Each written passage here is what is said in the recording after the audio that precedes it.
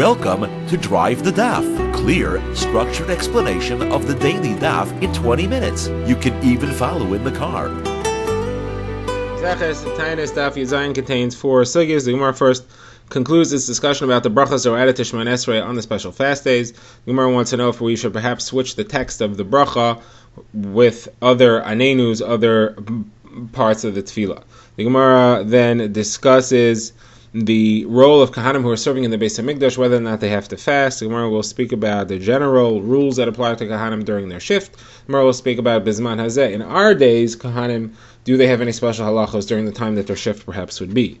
The Gemara then moves on to discuss Kohanim who are not allowed to wash their clothing or take haircuts during their shift. The Gemara will get into other halachos specific to Kohanim of their shift and other people with their halachos for their haircuts. The Gemara will then go into a lengthy discussion of Kohanim and when they're allowed to drink wine. And the Gemara will conclude by referring back to the list of Megillas Taanis, the list of special days in which a person is not allowed to fast, and possibly also not allowed to eulogize Hol Tispedim. So let's begin. The Gemara begins by noting that we had listed the 7 special brachas that were added to Shemona Esrei, and we had each bracha had an anenu. It said, Hashem, answer us in the merit of certain one of the avos or tzaddikim that you answered. And then we ended off with a bracha Hashem Shemeya, something which referred to that person that we had the anenu. So we had together, we had that the Shemeya Tza'aka applied to Shmuel and Shemeya Tefillah applied to Eliyahu. So now the Gemara says there's a brayso that switches it. There's a brayso that applies Shemeya Tza'aka to Eliyahu and Shemeya Tefillah to Shmuel.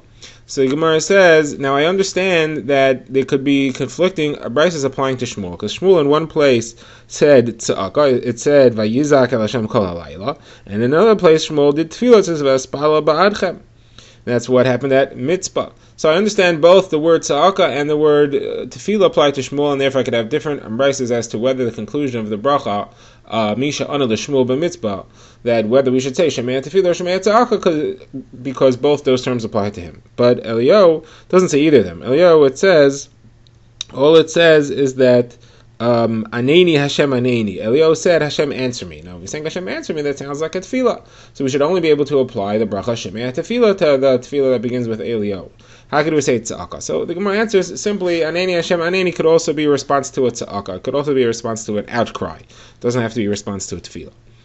Okay, next the Gemara notes that the 6th bracha and the 7th bracha, so the 6th bracha ends with Yoina, Misha Ana as Yoina be Mehadaga, and the 7th bracha is Misha Ana as David v'Shlomi Benai be Yerushalayim. So the Gemara says this is out of order. David and Shlomi lived before Yoina. Why is Yoina the 6th bracha and David and Shlomi the 7th bracha? So the Gemara says the reason is because we want to conclude all 7 brachas with a bracha of Baruch Merachem Al Haaretz. He has mercy on the land, and that fits best with the tefillah where we say Anenu in the schos of David and Shlomi, because they said their tefillos, the tefillos that they said that we're referring to, that they were answered, was for a drought.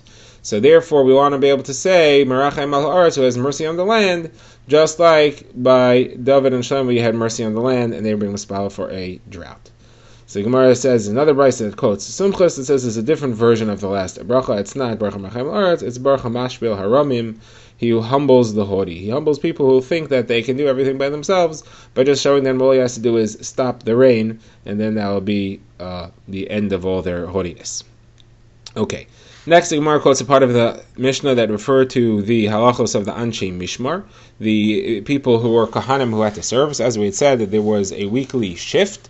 Those are the people that were on shift for the entire week. But then each day there was a Beis Av. There was a family that was on shift for that day. The other people of that Mishmar were the backups. So the Gemara quotes a brayso discussing whether or not they're allowed to drink wine. So it says that the people who are on shift, but not on the day shift, that it's their week, but not the day, they're allowed to drink wine at night, but not during the day. Why can't they drink wine during the day? Because they have to be a backup. They have to be available just in case the avoda becomes too much for the people who are serving that day. Now, the people who are serving that day can't drink wine at all because they are working in the avoda the entire day, and we don't want them to become lax in their avoda. Now, says the brayso, what happens today? Somebody today, a Kohen today, is he allowed to drink wine or not? So the brayso goes through a few possible situations. If the Kohen doesn't know if his Beis Av, if his family was specific to any avoda, he's allowed to drink wine because he cannot possibly be called upon to serve today. Now, there's no Beis Hamikdash today, but the Beis Hamikdash could be built at any moment. He might be called to serve, but he doesn't belong to any Beis Av, and he doesn't know that he belongs to a Beis Av that serves. So he doesn't have to assume that he does, and therefore he's allowed to drink wine. If, however, he knows that he belongs to a Beis Av that served, that had a shift, a day shift, so then if he knows the week shift, the week when he was on shift and the day of the week when he was on shift, then only restricted from drinking wine on that day, because he might be called to serve that day. However, other times he's allowed to drink wine. Now, if he knows his week, but he doesn't know his day, then he's allowed to drink every other time except for that week, but the entire week he's not allowed to drink. And if he doesn't know his week or his day, but he knows that he's definitely from a Kohen family that served, then he cannot drink the entire year. Says Rebbe, based on that, I say nobody should be allowed to drink at any time, because they may be called to serve. You never know. Maybe the shifts will change. Maybe he will be called to serve. He should not be allowed to drink at any time. Says Rebbe, though, but Kohanim do drink because it's been so long since the Beis Hamikdash has been destroyed that we've already grown lax in being prepared for it to be rebuilt at any moment, and that the fact it's been destroyed for so long is what allows those Kohanim to drink. So the bad news has become their good news. Says Abaye, Kohanim who drink wine today at any time are going like Rebbe. Okay, the Gemara now moves on to discuss the halacha that Kohanim that were on shift, the weekly shift, are not allowed to take a haircut or wash their clothing. The Gemara explains this because we want them to do it before their shift. We want them to come to their shift well groomed. We don't want them to rely on doing it while they're here. Now, they are allowed to do it on Thursday, the Kavod Shabbos, but other than that, they have to be well prepared. Now, the Gemara quotes a brisa which gets into other halachas of haircuts. So, the Gemara says, the brisa says a king has to have a haircut every day. The Gemara explains that the reason is because there's a pasuk in Yeshaya that says, Melech be'yafiyah yitechazen einecha, you should see the king in his beauty. He always has to look in perfect groomed condition every day. Now the Kohen Gadol, he has to have his haircut once a week, every Friday. Why? Because the new shift of Kohanim comes in on Friday. They should see him looking proper on that day, at least when they first arrive. He should look well groomed. Now, says the brisa further, a regular Kohen only has to have a haircut once in 30 days. The Gemara says, where's that from? The Gemara says it's a combination of a pasuk in Yecheskel and a pasuk describing the Nazir. In Yecheskel, it says, V'rosham lo yigalechu, ufera lo yishalechu, which is translated to mean they shouldn't shave their heads and they should not let long hair grow. So there it uses the word ufera lo yishalechu, long hair. Ufera means long hair. They shouldn't let long hair grow. Now about the Nazir, it says Kadesh yeh gadol pera sar rosh. It also uses the term pera. They should let his hair grow. Just as the Nazir has to let his hair grow for 30 days, this Kohen is also being told that the period of significance to you is 30 days. You shouldn't let it grow longer than 30 days. So Gemara says, how do you know that the Nazir is supposed to let it go for 30 days? What does that have to do with 30 days there? So Gemara says, because the standard Nazir, so it's not specified as for 30 days. Gemara says, well, how do you know that? And Gemara says, well, because the Torah says, Kadesh Yihiyeh is, he should be holy. Yihiyeh is Gematria 30. 10, 10, and 5, and 5 adds up to 30. So Gemara says, if this is your limud, how do you know that it's saying that the Kohen should shave his head, should take a haircut every 30 days?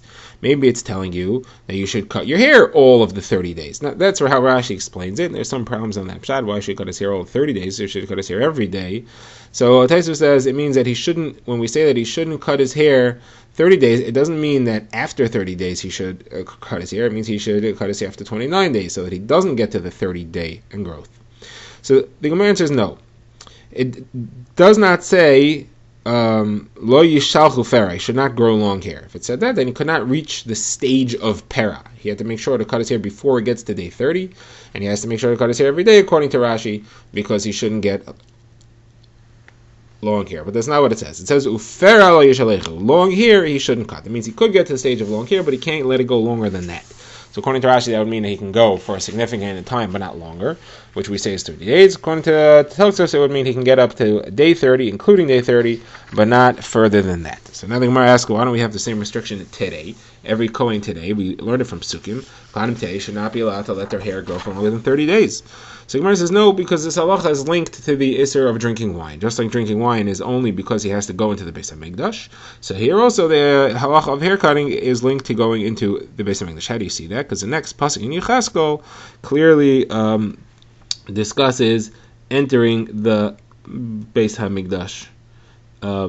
It links the two. Now, as far as entering the Beis Hamikdash, it says specifically that it's because that, as far as drinking wine, it says specifically that the problem is that you need to go serve.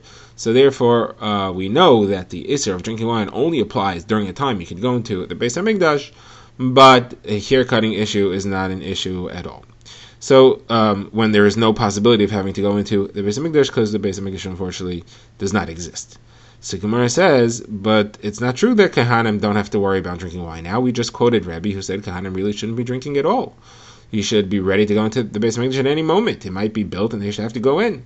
So we said that the Chachamim argue, the Chachamim say that if they know specifically their day, then they are allowed to drink, fine, but the Chachamim they only say that because you know the day you have to serve. But if you don't know the day you have to serve, the Chachamim would say that they're not allowed to drink at all. And the Rebbe's being lenient, and he's saying because the Beis Hamikdash hasn't been around for a while, therefore we've relaxed these rules. But it doesn't seem like the Chachamim hold that these rules have been relaxed at all. So the Gemara says, all right, you're right. The rules of drinking wine have not been relaxed, even when there's no Beis Hamikdash. Kahanim are not allowed to drink wine. However, it's different than haircutting. And the reason is because haircutting, if the Beis Hamikdash is built, he'll just go run, take a haircut, and then he could go serve. But if he's drunk, he's drunk. He won't be able to serve. So the Gemara says, why not? We know that Rami Bar Abba says that if somebody has wine, he could make its effects wear off by taking a trip for a mill, walking a mill, or taking a short sleep. That'll get rid of the wine.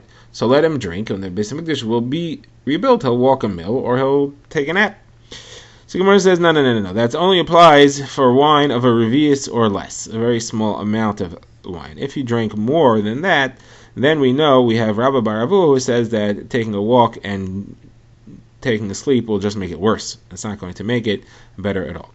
Now, the Gemara offers another explanation of why there should be different rules for drinking wine and taking haircuts. So the Gemara wants to say, somebody who does the avoda with wine in the system is machal the avoda. It's a psul on the avoda. Therefore, we said you better not have wine in your system lest the Beis Hamikdash be rebuilt and you have to be ready to serve. But haircuts, you're supposed to be dressed, you're supposed to be groomed, but if you do the avoda without a proper haircut, it's not such a big deal. It doesn't passel the avoda, it doesn't make it chulin. So worst comes to worst, if your Beis Hamikdash will be rebuilt and you have to do the avoda with long hair, alright, not the end of the world. Gemara says, but that's not necessarily true either, because we seem to have indications that they are linked to each other. And just like having wine in the system is a psul, having long hair should be a psul. Where do we see that? So the Gemara quotes a brisa that says that both having long hair and having wine in the system, when a kohen is doing the avoda, cause misa b'dei shemayim. They both cause the death penalty by the hand of heaven. Where do you see that? So the Gemara says, because it says yayin v'sheichar al teisht, it says there specifically, and as far as and there specifically says that it'll cause pan yamos, that you could die. Yain v'sheichar al teisht ata uvanach itam b'vayichem al moed v'semusu chukas ayim l'daraisechem. Don't drink wine so you shouldn't die. As far as Kahanim shaving their heads, it says v'rosham lo yigalechu fera lo yishalechu. That's the pasuk by Kohanim in Yecheskel. And right after it says, V'yayin la'yishtu kol kohen b'vayim al chatzer hapanimis, and all country drink wine when they come into the inner courtyard. And that links wine and haircuts, and therefore just as wine in the system is misa b'dei shemayim, haircuts is also misa b'dei shemayim. That's what this brisa says. So if that's true, so if both of them are misa b'dei shemayim, both of them should also be a psul on the avoda that you do. So now there's a question as to whether the Gemara answers it by saying no. They're both psul on the avoda, but not necessarily. They're both misa b'dei shemayim, but not necessarily both psul on the avoda. It's machok is whether that gerus is an acceptable gerus or not, or if the Gemara just says kasha, it's a good kasha. But the Gemara asks a different question. The Gemara says, "What do you mean? You're going to tell me that this halacha is learned out of pasuk in Yecheskel? Yecheskel links wine drinking and haircuts." And it's only Yecheskel who came along to tell me that a Kohen who does the avoda with long hair, because it's linked to wine, is also going to passel the avoda and cause misa b'dei shemayim. So before Yecheskel, what was the halacha? We didn't know the halacha before Yecheskel. How could you learn these halachas out of Yecheskel? Yecheskel came hundreds of years after Har Sinai. So Gemara says, well, if you think that that's a problem, so then what are you going to say to the fact that we learned the halacha that Kohen cannot do the avoda without a bris milah? That is learned from a pasuk in Yecheskel, which says, "Kol ben neichar aral leiv ve'eral basar lo yava el mikdashi l'shar seini." Yeah, what are you going to do with that? So you have to understand that halacha was understood b'Mesorah. We knew that halacha, but we didn't have a pasuk on it. Yecheskel came and wrote it down. He specifically expressed it. So here too, this halacha also was known well before, and Yecheskel is just the one who wrote it down. Okay, now the Gemara moves on to discuss Megillas Taanis and the special days that are mentioned in it, which you're not allowed to fast, and some of you are not even allowed to do hespedim. So the Gemara quotes Megillas Taanis, and it begins and it says, these are the days which you're not allowed to fast, and some of them you're not even allowed to do hespedim, and it starts off, it lists Rosh Chodesh Nisan, until the 8th day of the month of Nisan, and that's the day that the Chachamim were able to establish, and even the Tzedukim agreed, that the Karban Tamid has to be done by the Tzibor. It has to Karban Tzibor from public funds, not from an individual. The Tzedukim had insisted it was private funds. The Chachamim argued with them for 8 days, and they gave in after 8 days, which is a tremendous simcha, because now they wouldn't interfere, and therefore they made a yontif of those 8 days. Now, Megillas Taanis goes on, and it says from the 8th day, from after the 8th day until the end of Pesach, was also a tremendous simcha, because that's when they were able to convince the Bais Susim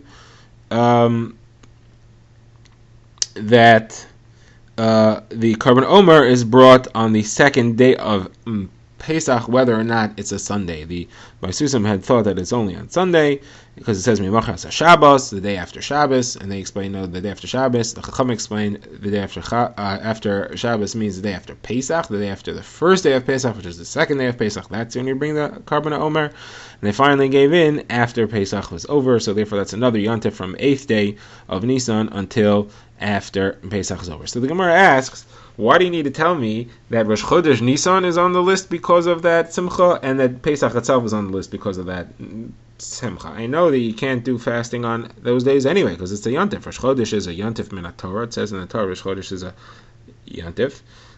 It says Karalai Moed about Rosh Chodesh, and in Pesach we know for sure that's a yontif.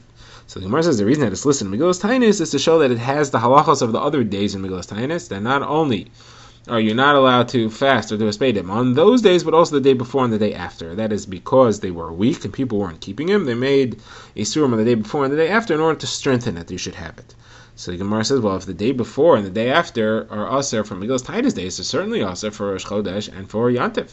So why do you need to tell me that it counts as Megillas Taanis days to have the Isser the day before and the day after? The fact that it's the Yantif has the Isser the day before and the day after. So Gemara says, no.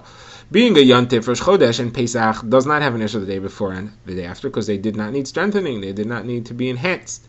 People were keeping these halachos that you cannot fast or do a hespedim on that day. It's only the days of Megillas Taanis, which people were ignoring the halachos, had to be strengthened by adding a day before and the day after.